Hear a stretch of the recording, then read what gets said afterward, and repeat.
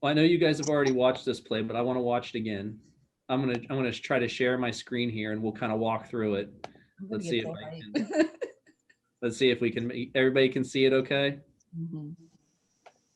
All right. So I think I have it queued up in the right place. Looks like a foul here on Westchester, and so that looks like Megan Donlan's going to get the restart. And here goes Champ. Now look at this. It's like 2-on-5, 2-on-5. Doesn't pull it out. Draws the double team. Great diving effort, and another great diving effort, and the celebration goes off. Woo! Champ, what's I know I went back and looked at the post game press conference from that, Yeah. and you said it was all a blur. It was all a blur. It literally was, because I honestly, until looking at this like completely, like the whole way through, I'm just like, wow.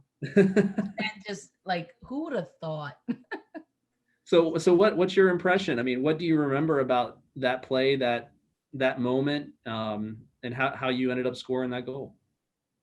Honestly, I don't even know how I got from the top of the circle to the middle part to where Katie's at passed it to me. I honestly, like I said, it was a blur. But I don't know, like I said, like just playing freely, I kind of just let it go. And as you can see, I was going through people and then great passes Zapp, and it just happened, everything just aligned. Yeah, and you, like you said, it's not thinking too much. It's getting out of your own head, playing with freedom. And Shelly, also you talking about trusting players, because in that moment, it's literally 2-on-5, and that's a play that you probably would, in most scenarios, would not attack as aggressively. Wait for the cavalry to show up, make it a little more even, possibly. But you trusted them and let them play that, right? That's easy for me. Yeah. I mean, and to this day, I still trust these ladies. I mean, they're the most amazing example of what it means to be a Millersville field hockey player and what it means to be a collegiate athlete. But, on the field, they were, I mean, again, I hear the sounds, you're playing that and I'm thinking I'm there and I'm watching it, that perspective, and I see the ball get up through to Champ and then Champ to Katie. And Katie was like, she was going double time to get there. And then just the timing of it. And Champ, had she just stopped, that ball goes past her, but she just kept on going, and just an incredible goal. Like we jokingly say you had no right to score that goal, like just how she was able to get her stick out. And just, I think great photos that we have of the goal going across, and, just phenomenal effort by these two young women in particular, but also by their teammates. Katie, I want to hear your perspective on it. Oh my gosh. Well, as I was watching it again today, I noticed that, Westchester was subbing right at that time that Meg made that pass. So that just kind of opened up everything. And then once Champ gets the ball, I knew that I had to go as fast as I could, which is probably half her speed. But I knew that I had to get in front of her, because she's so quick and almost unpredictable with how she does things to trick the other team. They had no idea she was going to slide that pass, and when she did that, I knew that I had to touch the ball, and I wasn't fast enough to get there. So I just had to touch it. And then that it went back to Champ. I mean, she followed through. She continued right through the goal. We talk about that all the time too. So it was just so cool. I would say the best moment of that entire year, And the funny thing is, as I was watching it too, we're still holding our sticks as we're celebrating, like the goal's in, we won, and we're still like holding on to our sticks, mouth guards still in our mouth, like 5 minutes later, it's like we haven't let go yet. But it was just one of those really great moments. And Champ and I have connected over seasons, with like passes and goals and stuff like that, but nothing ever like that. And it was just really cool to have that be at the very, very end of the season. It's an amazing goal, because, and not only because of the time and place where it happened, but it is a goal where you can look at it happen in real time and say that happened because of extra effort, because two players were literally willing to lay out, dive on the turf, and just give that extra bit of effort that the other team wasn't willing to give. Shelly, what's it like watching that happen from the sidelines, and just, man, what effort that took to make that play happen?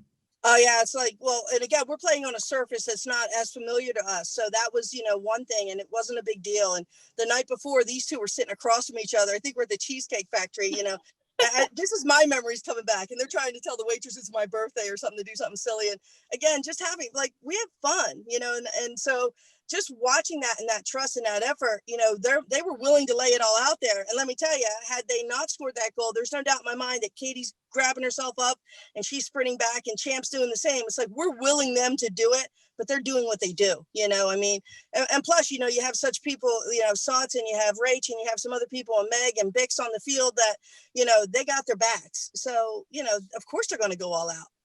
Yeah. Katie, I remember in the post-game press conference, you said that you actually wanted a sub just before that happened too.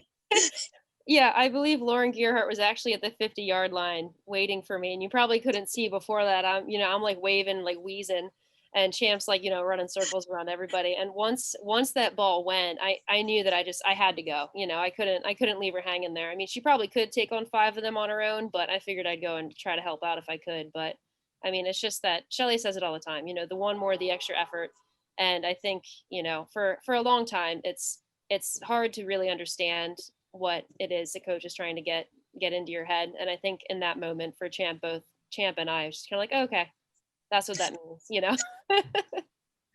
Champ, to be at 6 years later, I guess, sitting here kind of reminiscing over this particular play, and maybe it's tough to have perspective on what an important play this was in the history of Millersville field hockey, but without this play, maybe the national championship doesn't happen. And that's the only national championship a women's team has won at an NCAA level at Millersville. So it's an amazing achievement. To think back on, where you were as a freshman coming in to what you learned at Millersville, over the course of 5 years, and then sitting there now watching this, what did you think that you learned or experienced at Millersville that you take with you right now? There's a lot actually that I take. I still hear Shelly in my head all the time, and no That's matter scary. what I do. Oh, no, that's Sorry. But I took culture. I like culture. Even when I go into a job or wherever I go, I like to look at the culture, because that's what we created such a good culture, and that's where I like to be around as of in present. I like a good culture. I like to think that I can trust the people around me if anything should happen. And I learned that a lot through Millersville field hockey throughout my time being there. Katie, how often do you use the lessons that you learned throughout the course of your career, field hockey career at Millersville? How often do you use those lessons in your career as a teacher, coach? Oh, every single day, as a teacher and as a coach. It's just those standards that are embedded within every single thing that we do, every single thing that I say. It's pretty amazing how solid it can be in your life, after 6 years now, and it's still every single day, it's pretty cool. Shelly, you've coached a lot of games, not in your career, not just at Millersville, but have you ever seen a play, and maybe you have, but have you seen a play at that kind of stage that was such an effort play that meant so much? I think that's a game defining, program defining type play. It's one of those, like if it's March Madness, that's that one moment, that one shining moment. And, again, you just have people in the right space doing the right place, the right space at the right time, doing what they want to do every day, doing what they chose to do, and just doing their best. I mean, that's all these kids did. We practiced so many different things and patterns and this and that. They just did what we did every day. And it just happened to be at the right time for sure. No doubt. It was an amazing goal. And Champ just wanted to get the game over with. He probably was hungry. They were probably, I know they were all hungry, so that's usually a great motivator as well. Yeah. Well, guys, that's all I have to ask you. Is there anything you would like to add before we sign off and say farewell? Not really. All right. Well, I just want to throw this, Ethan, thanks for doing this. It's been great. Thank you. I can tell you, I watched that goal a lot after we won, and I was like, oh my God, that really happened, because there's been months after that I would wake up. It was just such a surreal experience, that particular Final Four. But, just a blessing to have these young women who just were willing to do everything and anything they could for and with each other. And, true friendships, true teammates. And I know they had fun, and it's just really always fun seeing them again, and not trying to replicate what they did, but trying to do what we want to do next. But no question, without them, we're not where we are.